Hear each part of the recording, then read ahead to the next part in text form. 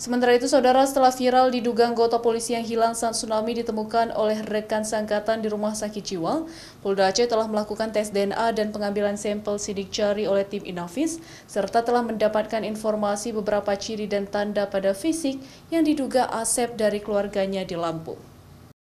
Untuk mengetahui secara pasti terhadap satu orang pasien di Rumah Sakit Jiwa Zainal Abidin Banda Aceh yang diduga anggota polisi yang hilang saat tsunami, Polda Aceh telah menurunkan tim dokter dan DVI Inavis untuk melakukan tes DNA dan sidik jari terhadap pasien yang diduga anggota polisi yang hilang pasca tsunami 2004 lalu. Sementara berdasarkan keterangan yang diperoleh Polda Aceh dari keluarga Asep yang berada di Lampung, menunjukkan pasien RSJ yang dirawat sejak 2009 lalu itu, terdapat tanda dan ciri khusus yang diyakini keluarga itu adalah benar Asep yang mereka nanti selama 16 tahun lalu.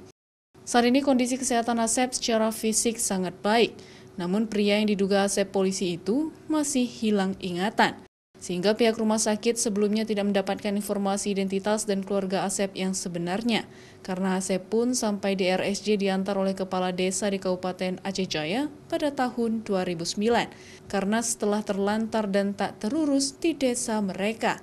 Kita belum tahu pasti kapan tes DNA tersebut keluar, tapi secepatnya, karena ini juga kita lakukan dengan cepat. Nanti kita berkoordinasi dengan Polda Lampung untuk menyamakan susunan DNA dari yang bersangkutan.